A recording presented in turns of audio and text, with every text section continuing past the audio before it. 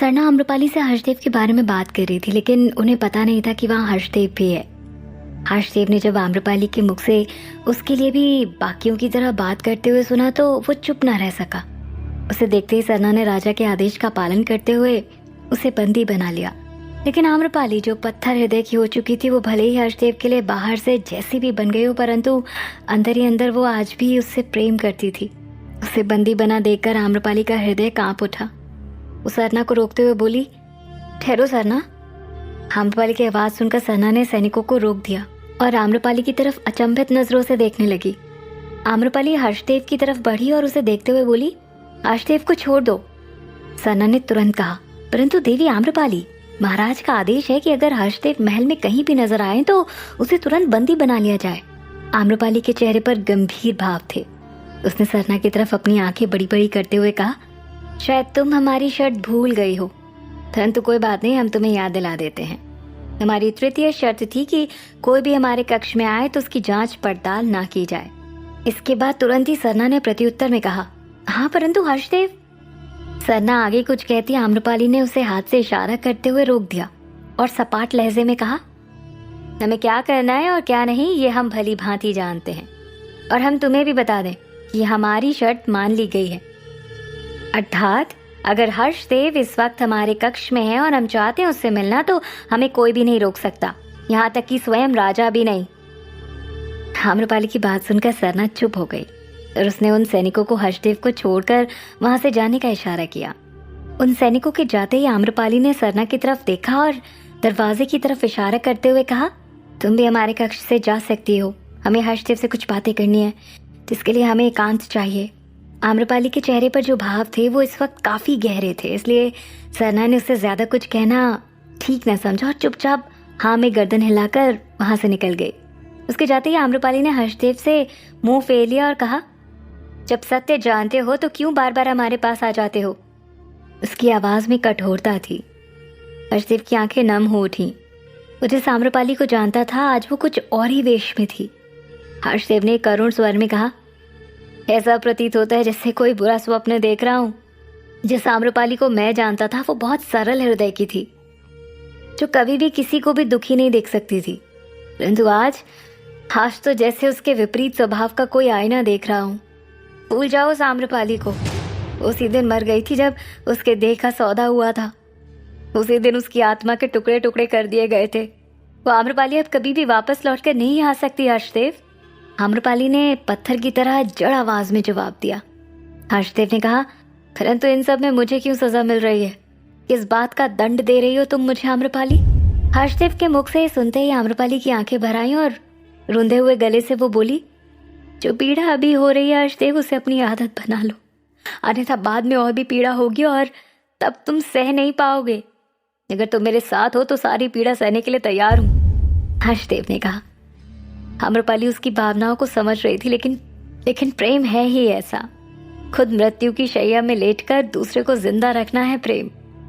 आम्रपाली ने भी मृत्यु समान जिंदगी को स्वीकार कर लिया था और हर्षदेव को खुद से दूर रखकर जीवन दान देने की कोशिश कर रही थी, लेकिन हर्षदेव के प्रश्नों ने उसे बोलने पर मजबूर कर दिया।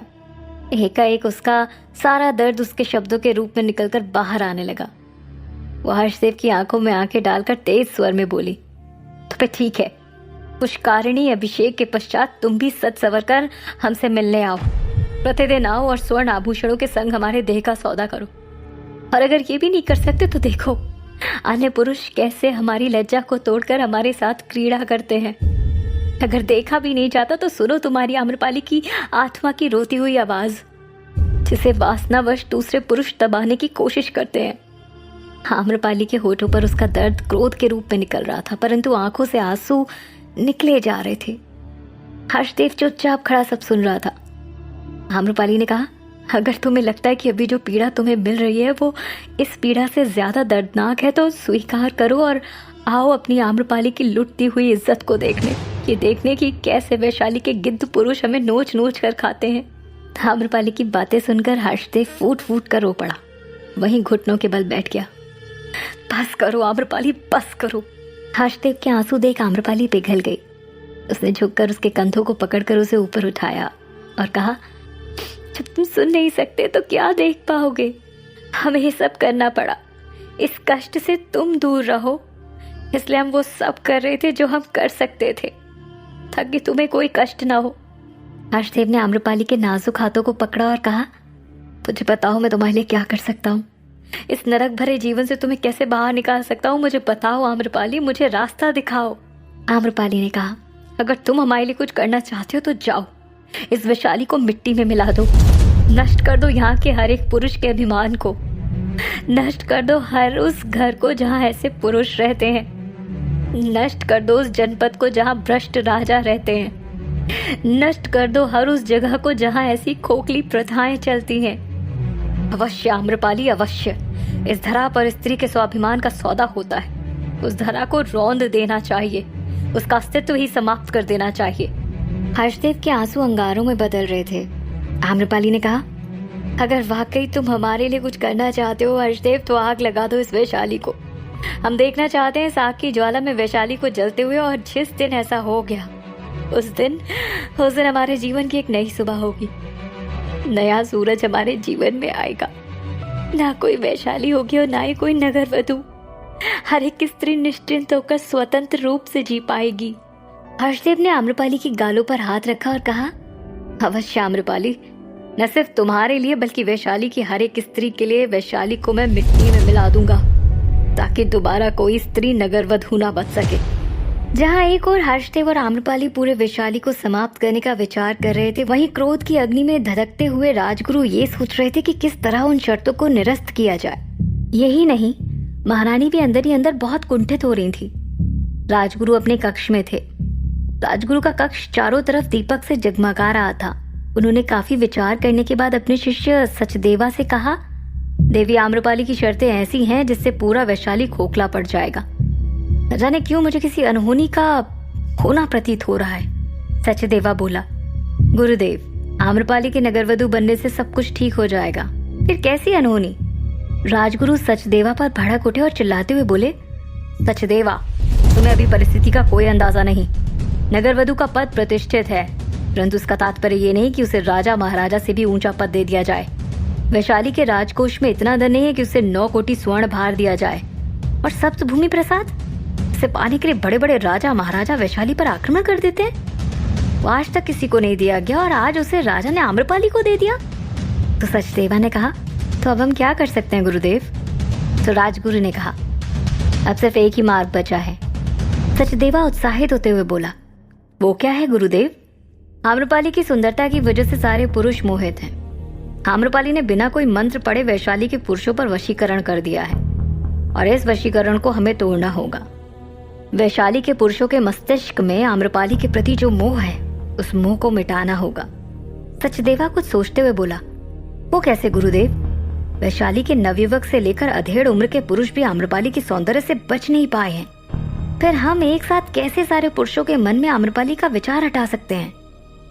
तुम सच कह रहे हो सचदेवा, परंतु एक उपाय है। क्या गुरुदेव। अपनी आंखों पर कठोरता लिए राजगुरु ने कहा, अगर आम्रपाली का अस्तित्व ही समाप्त कर दिया जाए तो ऐसा हो सकता है। राजगुरु की बात सुनकर सचदेवा सोच में पड़ गया। वो सवालिया नजरों से राजगुरु की तरफ देखते हुए बोला, आम्रपाली का अस्तित्व तो विशाल है, उसे कैसे समाप्त किया जा सकता है गुरुदेव। सचदेवा की बातों से राजगुरु भड़क पड़े। वो बोले, अरे मूर्ख, हमारा तात्पर्य आम्रपाली की मृत्यु से है। ये सुनते ही सचदेवा का मुंह खुला का खुला रह गया। उसका गला सूखने लगा। उसने जब राजगुरु की तरफ देखा तो उनकी आंखों में आम्रपाली का काल दिखाई दे रहा था। उसने घबराते हुए कहा, ये आप क्या कह रहे हैं गुरुदेव, आप आम्रपाली की मृत्यु।